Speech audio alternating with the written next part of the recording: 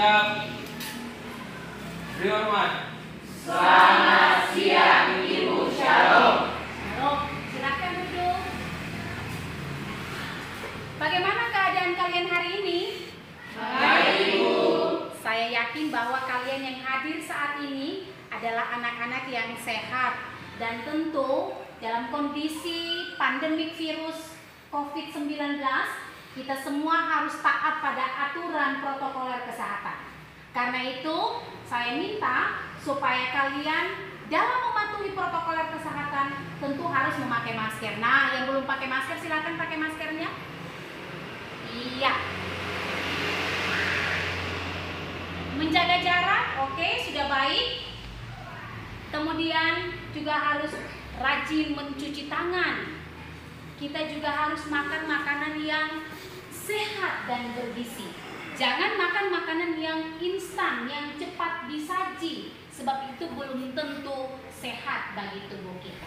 Nah, kita akan memulai pembelajaran pendidikan agama Kristen dan budi pekerti saat ini. Tapi sebelumnya kita akan berdoa dan saya minta kesediaan Mev berdoa bagi kita semua.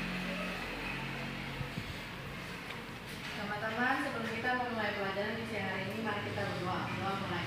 Tuhan Yesus, di siang hari ini kami akan belajar, biarlah apa yang kami pelajari bisa kami mengerti dan bisa kami pahami. Berkatilah pelajaran di hari ini, Bapak. Nama Yesus kami berdoa, haleluya. Iya, terima kasih Mev. Anak-anak sekalian, Ibu berharap bahwa kalian semua yang akan mengikuti pelajaran ini harus semangat, ya. Semua masih semangat? Masih, Ibu. Iya, karena semua masih semangat, Ibu minta coba semuanya berdiri. Kita akan tepuk semangat, ya. Kita akan tepuk semangat. Iya, tepuk semangat. Semangat. Semangat. Semangat. Semangat. Baik, terima kasih. Dipersilakan duduk kembali. Dan saya yakin bahwa ketika kalian semangat, itu menunjukkan bahwa kalian juga mau untuk belajar, ya. Diharapkan supaya kalian bisa mengikuti pelajaran ini dengan baik, fokus pada apa yang akan disampaikan, kemudian di dalam kelompok nantinya kalian juga bisa sopan, bisa santun, bisa bekerja dengan baik, bisa kolaborasi dengan teman-teman yang lain, ya. Oke, baik.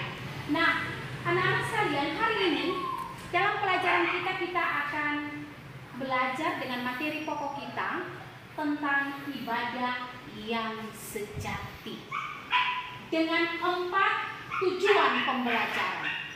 Tujuan pembelajaran yang pertama adalah menyatakan arti ibadah yang sejati. Yang kedua, membedakan ibadah dan kebaktian. Tujuan yang ketiga, mendaftarkan contoh-contoh ibadah yang sejati dalam kehidupan sehari-hari. Dan tujuan yang keempat adalah mendesain sebuah ibadah syukur sederhana di rumah. Nah, anak-anak sekalian, Ibu mau bertanya kepada kalian. Siapa yang sudah pernah beribadah? Saya, Ibu. Oh, semua sudah pernah beribadah. Terima kasih. Turun tangan. Siapa yang sudah pernah beribadah? Saya, Ibu. Baik, semua sudah pernah beribadah. Turun tangan. Kalau begitu, apakah yang kalian pahami tentang ibadah yang sejati? Siapa yang mau menjawab? Saya, Ibu. Saya minta kesediaan. Coba Elsa, silakan. Ibadah yang sejati adalah ketika kita dapat memuliakan Tuhan. Bagus sekali. Menurut Elsa, ibadah yang sejati adalah ketika kita memuliakan Tuhan. Ada lagi yang lain? Ya, silakan. Enda.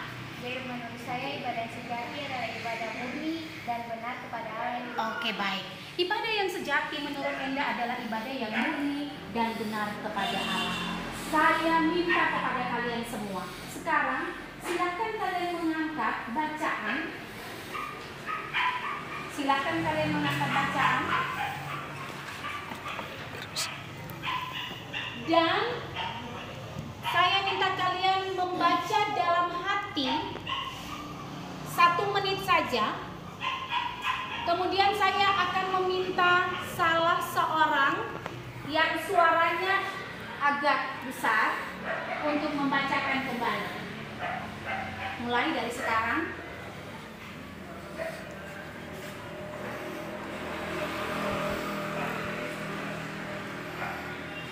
Iya, silakan dengan suara yang besar membaca untuk teman-teman semua. Silakan. Suatu hari sepulang sekolah, Anto berjalan dan melihat seorang bapak yang tidur di emperan jalan. Bapak itu sedang sakit. Ia mendekat dan berdoa dalam hatinya. Tuhan, kasihan sekali bapak ini. Mengapa ia sakit? Tolonglah bapak ini. Lalu ia melanjutkan perjalanan dan bertemu dengan seorang nenek yang sedang menarik gerobak yang berat. Nenek itu adalah seorang pemulung. Anto memandang si nenek dan berdoa dalam hati. Tuhan, mengapa nenek ini bekerja begitu berat? Ia sudah tua, tolonglah nenek ini. Selanjutnya, ia bertemu dengan seorang anak perempuan kecil yang sedang mengais sampah. Ia melihat anak itu membuka bekas bungkusan makanan dari tong sampah dan memakan sisa nasi yang ada dalam bungkusan itu. Anto kembali bertanya, Tuhan, anak kecil ini kelaparan sehingga ia harus makan dari sisa makanan yang ada di tong sampah? Akhirnya, Anto tiba di rumah. Peristiwa yang ia lihat dalam perjalanan ketika pulang ke rumah masih terbayang-bayang. Anto menemui ibunya dengan tidak sabar langsung menceritakan kejadian itu serta mengeluh mengapa Tuhan tidak melakukan sesuatu kepada mereka. Ibunya menyadarkan Anto dan berkata, "Mengapa kamu mengeluh? Tidak sepantasnya kamu marah atau menyalahkan Tuhan atas kejadian yang kamu lihat. Tuhan tidak diam. Tuhan telah berbuat sesuatu. Tuhan sudah bertindak. Tuhan menciptakan kita, umat manusia, agar kita dapat saling menolong. Tuhan menghadirkan kamu di dunia agar kamu bisa melakukan sesuatu bagi mereka. Kalau begitu, apa yang dapat kamu lakukan untuk membantu mereka?" Iya, terima kasih Anak-anak sekalian, dari bacaan tadi ada dua pertanyaan jika kalian perhatikan di situ. Yang pertama, apa makna cerita di atas bagi kamu? Apa maknanya? Dan yang kedua, jika kamu adalah Anto, tindakan apa yang kamu lakukan ketika bertemu dengan salah satu dari ketiga orang dalam cerita di atas? Untuk pertanyaan yang pertama, siapa yang mau menjawab? Silakan. Saya minta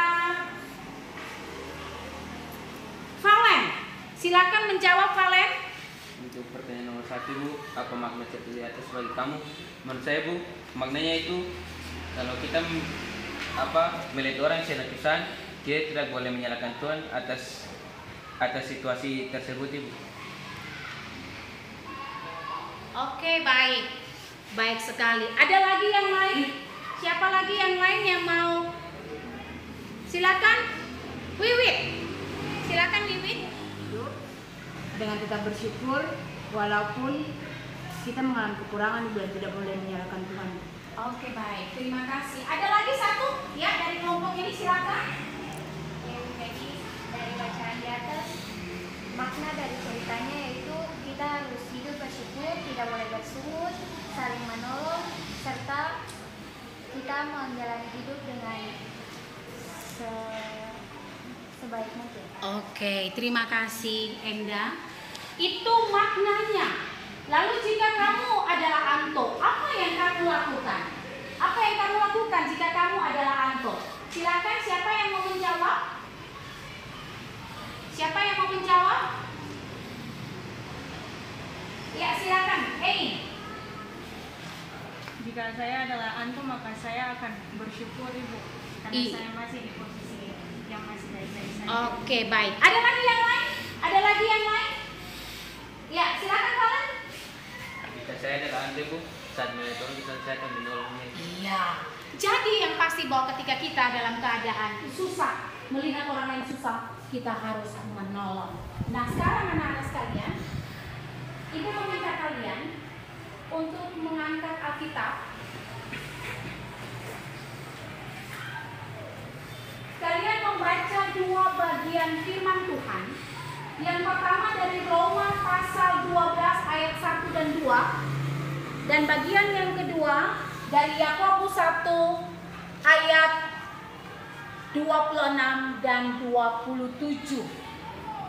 Untuk menjawab materi tadi ya, bacaan tadi, Ibu minta coba yang suaranya agak besar bisa membaca Roma pasal 12 ayat 1 sampai ayatnya yang kedua. Ya, silakan.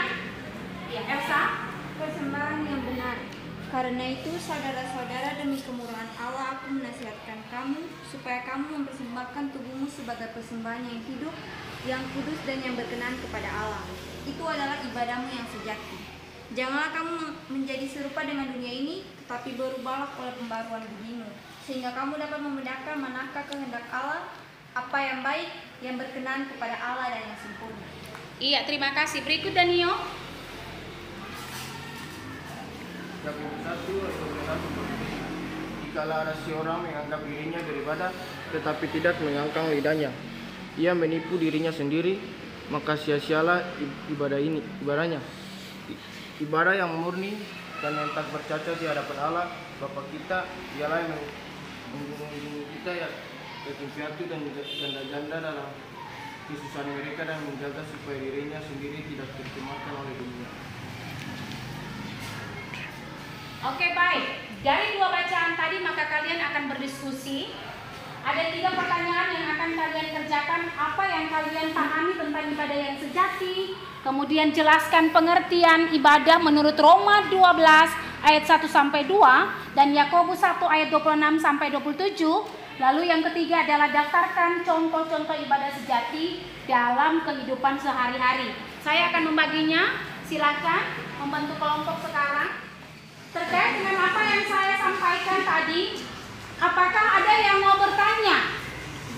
Iya, silakan ya. Ibu dalam menjawab pertanyaan ini, apakah kita bisa memakai gambar itu? Oh, baik sekali. Itu malah lebih bagus ya kalau misalnya kalian memakai gambar supaya kalian juga bisa membedakan dari gambar-gambar itu mana yang disebut ibadah dan mana juga yang disebut kebaktian. Ada lagi yang mau bertanya? Silakan. Ada lagi yang mau bertanya? Iya, silakan Pak Lem. Apakah kita dapat mencari jawabannya di internet itu? Oh, boleh sekali. Kalau kalian mau mencari jawaban di internet itu juga lebih bagus supaya menambah wawasan kalian.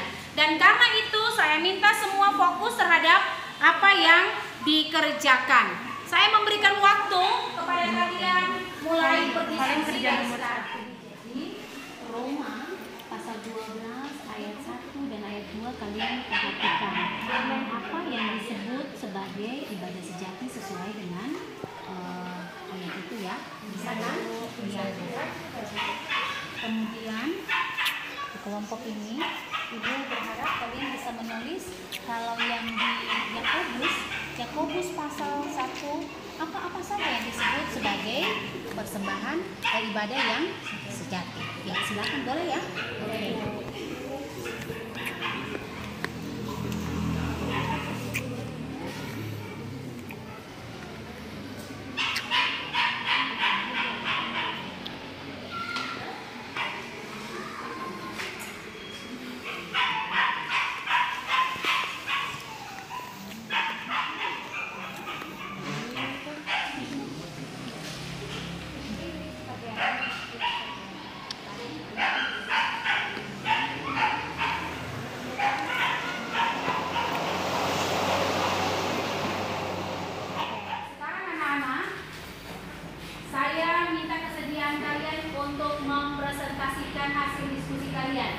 Siapa di antara kalian atau kelompok mana yang mau presentasi? Kelompok yang mana? Oke, baik. Saya minta kelompok yang di tengah silakan presentasi hasil diskusi kalian. Terima kasih Ibu dan teman-teman. Kalian kali ini kepada kelompok kami karena yang kami jawab pertanyaan pertama. Pertanyaan apa yang dimaksudkan dengan ibadah sejati menurut kelompok kami? Ibadah sejati adalah karena sering disalahartikan sebagai suatu upacara keagamaan, padahal ibadah itu memiliki arti yang luas, yaitu tidak hanya menyangkut pada persekutuan atau kegiatan di gereja, melainkan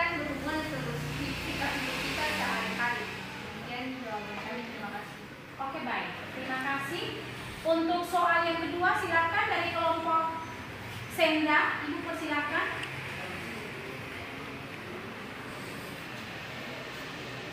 Yang lain perhatikan ya. Baik, Ibu. Dari pertanyaan nomor 2, ibadah tidak hanya menyanyi, berdoa, dan baca Alkitab, tetapi harus dilakukan dalam hidup setiap hari. Bukan itu saja, tetapi dalam sebagian fokus 1 ayat 26-27 mencatat bahwa ibadah yang murni atau ibadah yang benar adalah mengendalikan lidah, mengunjungi hati piatu dan janda-janda. Oke baik, terima kasih. Untuk soal yang ketiga saya persilakan kelompok yang di Ganyo. Ya, ini. Jadi contoh ibadah sejati dalam kehidupan sehari-hari adalah menolong orang susah, melayani yang terluka, menghibur yang susah, melindungi anak yatim, melayani janda, melayani Tuhan dan sebagainya. Iya, terima kasih anak-anak semua. Nah, dari apa yang dipresentasikan oleh teman-temanmu atau kelompokmu, siapa yang mau memberikan kesimpulan? Siapa yang mau memberikan kesimpulan dari materi kita di hari ini? Ya, silakan kalian. Buat Ibu kesimpulannya itu ibadah sejati bukanlah sekedar kita beribadah setiap minggu dan juga menyanyi, berdoa dan membaca firman Tuhan saja Ibu. Memang hal itu tidak salah, tetapi yang pertama adalah bagaimana kita dapat menunjukkan bahwa Yesus itu hidup dalam kehidupan kita melalui tingkah laku dan gaya hidup kita. Yang terutama adalah melakukan perintah-perintah Tuhan Ibu. Oke baik, terima kasih. Dengan demikian anak-anak sekalian yang Tuhan Yesus kasihi, sesungguhnya hari ini ketika kita belajar tentang ibadah yang sejati, maka kita memahami benar bahwa ibadah itu tidak hanya hubungan dengan Tuhan saja, tetapi juga hubungan dengan sesama. Itu terbukti ketika Roma menjelaskan mempersembahkan tubuh itu adalah ibadah yang sejati. Juga demikian yang fokus menjaga lidah, mengunjungi anak yatim piatu, ya, melayani ibu janda. Seluruh kehidupan kita mesti kita nyatakan kepada Tuhan. Nah, ibadah sesungguhnya itu dalam perjanjian lama berasal dari kata aboda yang artinya menyembah. Sedangkan di dalam perjanjian baru dari kata latreia yang artinya melayani. Menyembah dan melayani sama-sama kepada Tuhan. Nah, ibadah tidak sama dengan kebaktian. Ibadah itu adalah wujud pelayanan kita kepada Tuhan yang tidak dibatasi oleh ruang, oleh waktu, tempat. Tetapi kebaktian itu dibatasi. Sehingga mengapa ada ibadah sosial, mengapa ada ibadah ritual. Yang intinya adalah ketika kita belajar tentang ibadah sejati, berarti seluruh hidup kita harus kita berikan untuk Tuhan demi kemuliaan nama Tuhan. Pikiran kita, perasaan kita, sikap, tutur kata kita mesti menyenangkan hati Tuhan. Semua mengerti? Mengerti, Ibu. Oke, baik. Tadi sudah menyampaikan kesimpulan dan kita akan mengakhiri pelajaran kita di saat ini. Ibu minta semua ke depan yang baik.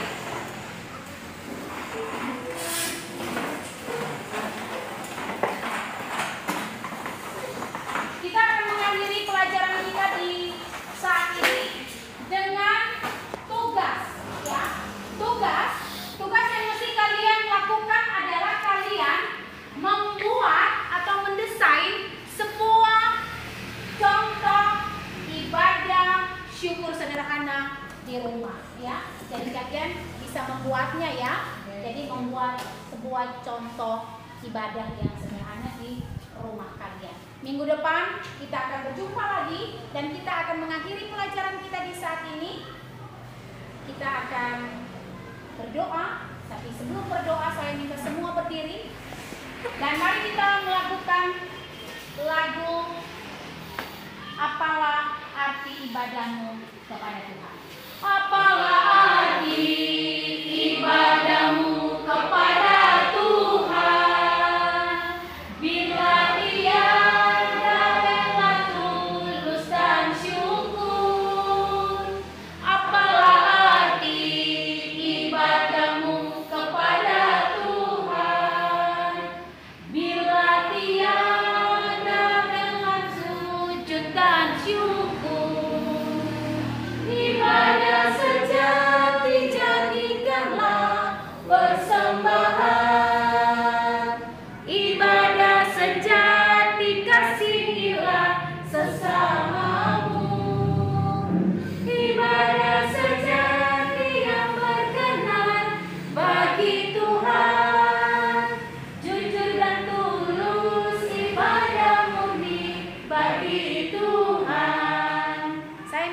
kesediaan Valen berdua bagi kita menutup pelajaran di sore hari ini.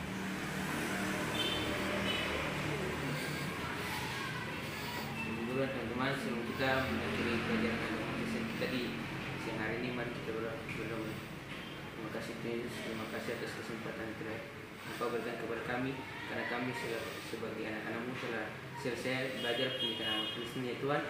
Terima kasih Tuhan karena Tuhan sudah memberikan kesempatan juga bagi kami supaya kami dapat berdiskusi bersama, dapat berbagai pemikiran dari masing-masing untuk kita semua ya Tuhan, supaya kita dapat mengerti materinya ya Tuhan. Ya Tuhan, sekarang kami telah selesai belajar. Ya Tuhan, memberkati kami sehingga seluruh pelajaran yang telah Ibu Guru berikan dan juga diskusi yang telah kami lakukan dapat bermakna bagi hidup kami ya Tuhan. Iya, terima kasih Valen. Anak-anak, demikian materi kita. Selamat siang anak-anak. Siap, beri hormat. Selamat